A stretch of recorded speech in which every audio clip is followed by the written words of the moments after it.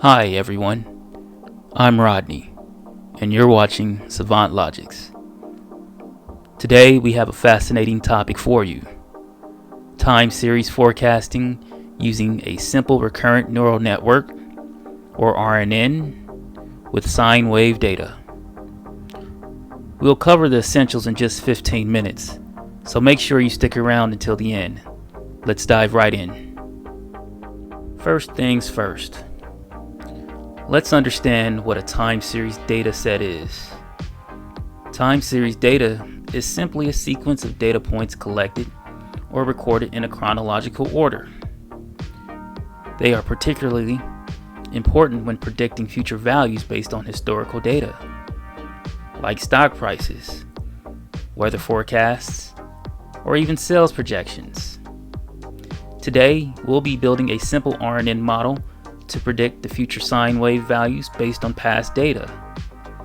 This is a simple, common time series practice pattern.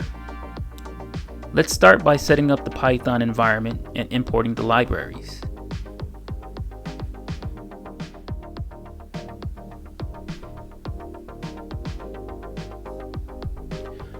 First, we'll import the necessary libraries, including pandas, NumPy, TensorFlow, and matplotlib. We'll also generate our sine wave data using NumPy's sin function and plot it using matplotlib.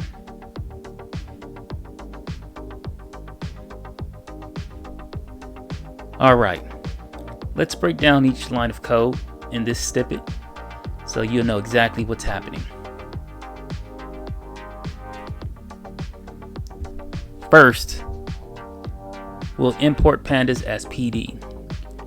This imports the pandas library and gives it a alias PD. Pandas is a particularly popular data manipulation library in Python, which allows us to work with data in a structured and efficient way using data structures like data frames and series. Import NumPy as NP. Here, we import the NumPy library and its alias as NP. NumPy is a powerful library for numerical computing in Python. It provides support for working with arrays, matrices, and various mathematical operations, making it crucial for library for data processing and machine learning tasks. Import matplotlib.pyplot as PLT. This line imports the pyplot module from the matplotlib library and gives it the alias PLT. Matplotlib is a widely used library for creating static, interactive, and animated visualizations in Python. The pyplot module provides a simple MATLAB-like interface for creating plots, making it easy to create and customize visualizations. Import TensorFlow as TF. Finally, we import the TensorFlow library and give it an alias of TF. TensorFlow is an open source machine learning framework developed by Google. It's designed to work with deep learning modules and supports various neural network architectures like RNNs, which we'll be using in this tutorial. So in summary, we've imported 4 essential libraries for this project: pandas for data manipulation, NumPy for numerical computing, matplotlib for visualization, and TensorFlow for building and training our RNN model. Next, we'll look at another code snippet where we import some additional libraries and classes needed for our time series RNN neural network. From TensorFlow.keras.models import sequential. This line imports the sequential model class from the TensorFlow keras library. The sequential model is a linear stack of layers that we can use to build our RNN. It's called sequential because it allows us to sequentially add layers to the model, making it easy to construct our neural network architecture.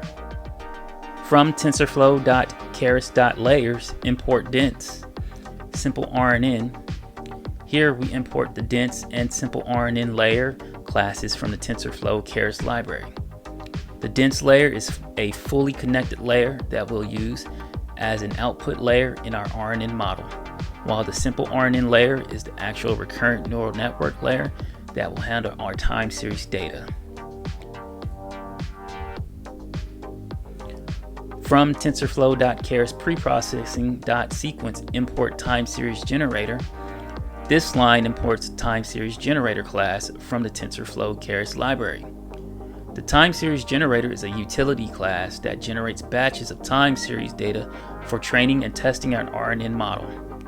It takes care of creating the input-output pairs based on the specified time steps or sequence's length.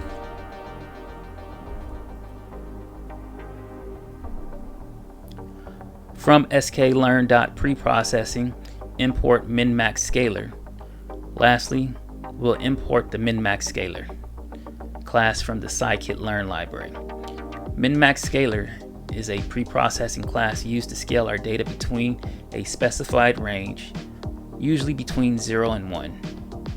Scaling the data helps improve the performance and stability of our RNN model during training.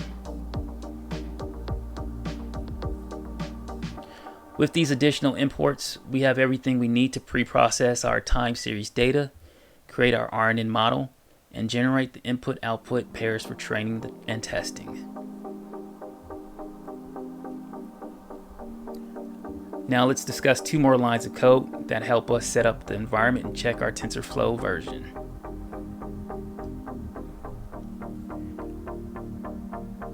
matplotlib inline. This line is a Jupyter Notebook magic command that allows us to display matplotlib plots directly in the notebook itself rather than opening a separate window. By including this line, any matplotlib plot we create will be rendered as part of the notebook's output.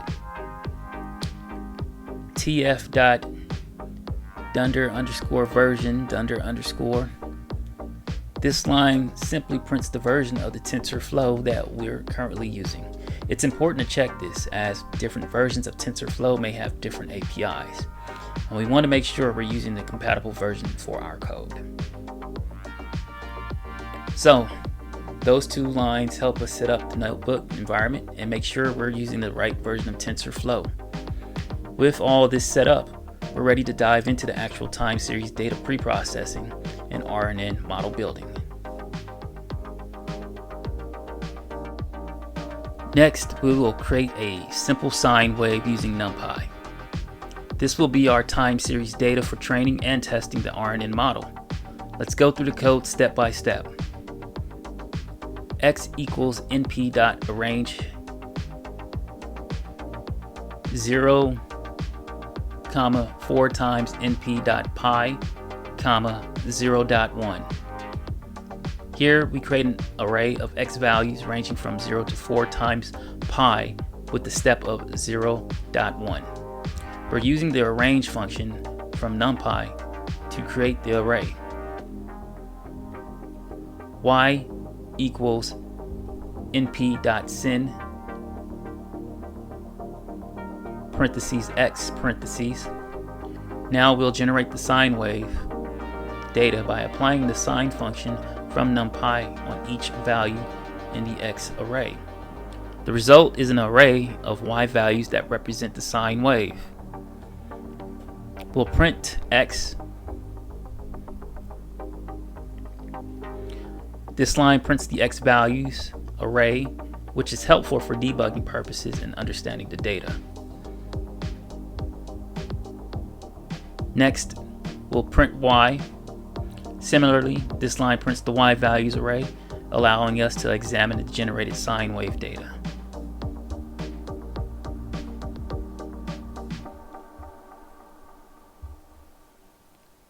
plt.plot parentheses x, y. Lastly, we use the plot function from the matplotlib to visualize the sine wave. The x values are plotted on the horizontal axis, and the corresponding y values are plotted on the vertical axis.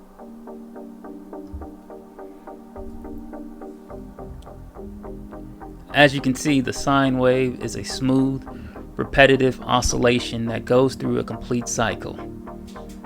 It's a great way to practice time series forecasting because it has a predictable pattern. Now that we know what we're looking with, Let's move on to the next part. Now we'll organize the sine wave data into a data frame and split it into training and testing sets. First, we create a data frame called df, with y as the data and x as the index, and sine as the column label. Finally, we split the data frame into two parts, data train and data test. Data train includes all the rows up to the test start index, and data test includes all the rows from the test start index to the end of the data frame. Alright, so let's talk about recurrent neural networks, or RNNs, and why they are so powerful for time series forecasting. Unlike traditional feed-forward neural networks, RNNs have a built-in memory, which allows them to maintain information from previous time steps.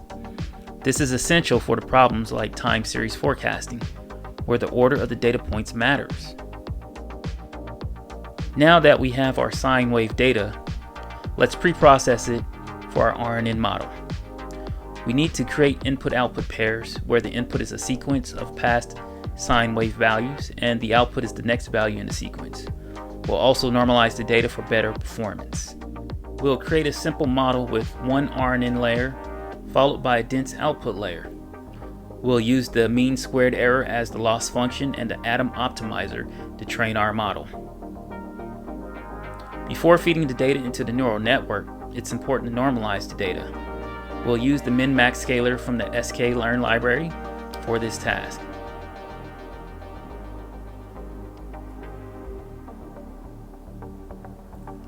First, we create an instance in the min-max scaler and fit it to the data train. We then transform the data train and data test using the fitted scaler, creating normalized train and normalized test.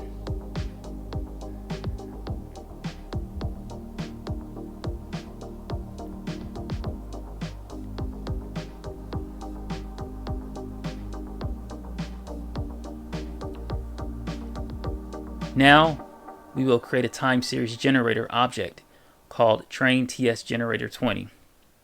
This object generates time series data in batches for training the neural network. We provide the normalized train data as both input and target data. Set the length to 20 and the batch size to 1. Lastly, we extract the first batch of the input data X and the target data Y from the trainTSGenerator20 object, and then flatten the input data X to visualize it more easily. Once we have defined our model, it's time to train it on the pre-processed sine wave data. We'll train it for several epochs and monitor the loss to ensure our model's learning from the data. In this section, we will define the architecture of our simple RNN model using the TensorFlow Keras library. First, we'll create an instance of the sequential model, which allows us to stack the layers one after another.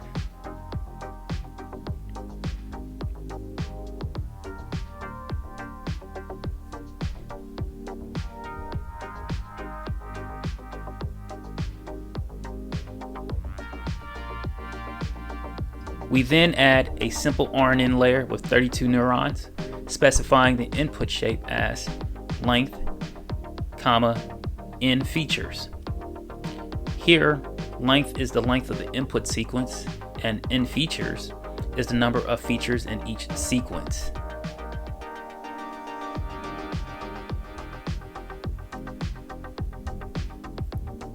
Next, we add two dense, fully connected layers with 24 and 8 neurons respectively. Both layers use the ReLU, also known as Rectified Linear Unit, activation function, which is a popular choice for deep learning models.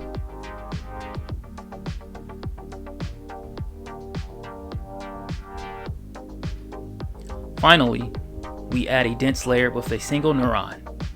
This last layer will output the prediction for the next data point in the input sequence. Notice that we don't specify the activation function in this layer, as we want the raw output value.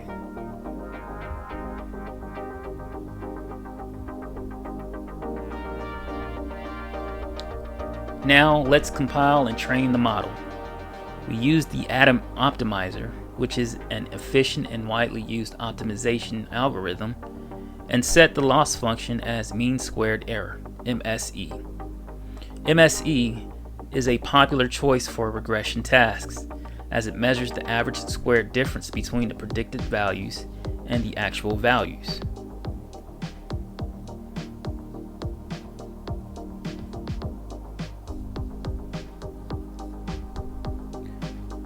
We then print out the model summary, which provides a detailed view of the model's architecture, including the number of parameters and the output shapes of each layer.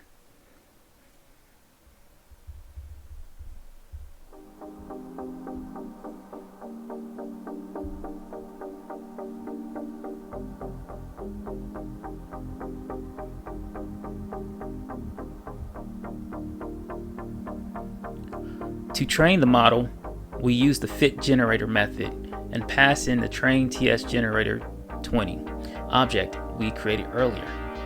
We set the number of training epochs to 7. An epoch is a complete iteration through the training dataset.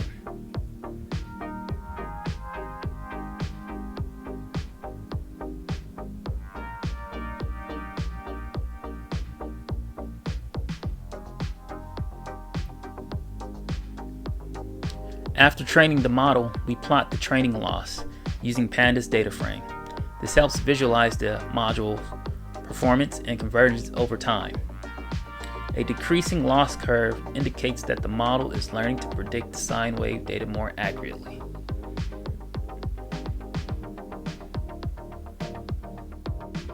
Now let's review the number of time steps of the input time series. We print the value of length, which we set to 20 earlier.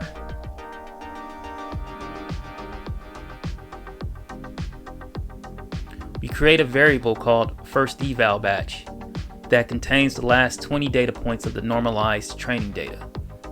This batch will be used to make predictions with our trained model.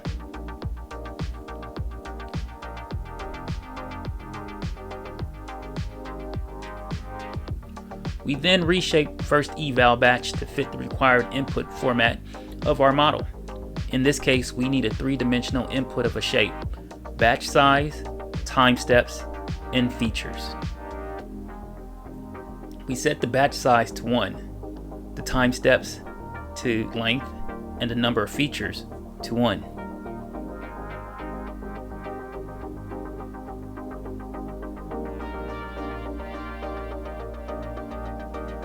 Finally, we print the shape of the first eval batch to confirm that it matches the required input format for our model.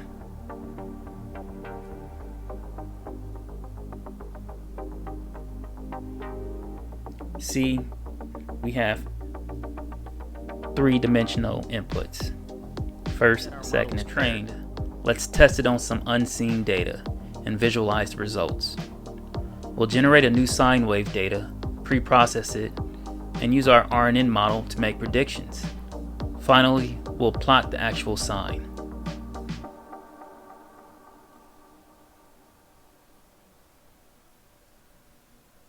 Now that we're going to make predictions on our test data using our trained RNN model, we start by initializing an empty list called test predictions. We also create a variable, current batch, that is a reshaped version of the first eval batch with the dimensions we need for our model.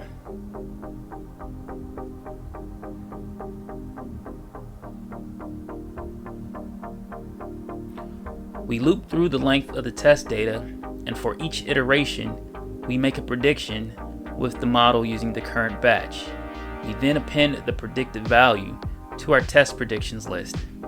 To update the current batch, we remove the first value, shift the remaining values to the left, and append the predicted value to the end.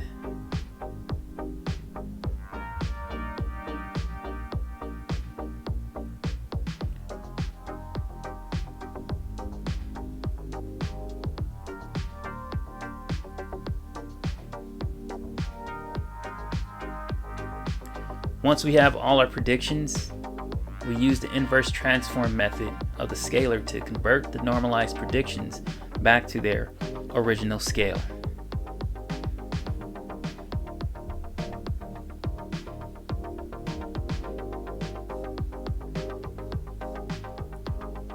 We then add these true predictions to our test data as a new column called predictions and print out the resulting data frame. Finally, we plot the test of the prediction data, which includes the actual sine values and our model's predictions, using a line plot with a fixed size of 12 by 8 for better visualization.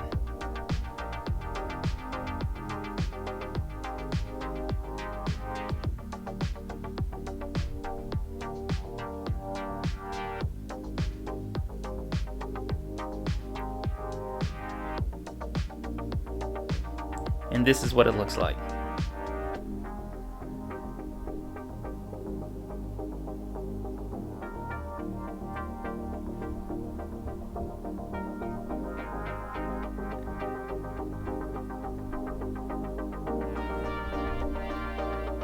Alright everyone, we covered a lot in this video. We started by discussing time series data sets and then moved on to creating a simple RNN neural network to predict the sine wave data. We learned how to pre-process the data, build the RNN model, train it, and make predictions using our test data. As you saw, our model was able to generate predictions that closely followed the actual sine wave. Stay tuned to our next video. We'll dive into the world of LSTM cells and cover the core concepts behind them. We'll create an LSTM neural network for time series data, redesign it to improve the performance, and compare it to its performance with the simple RNN model we built today. You don't want to miss it. Thank you for watching, and if you enjoyed this video, don't forget to like, share, and subscribe for more content like this. See you in the next video. Cheers.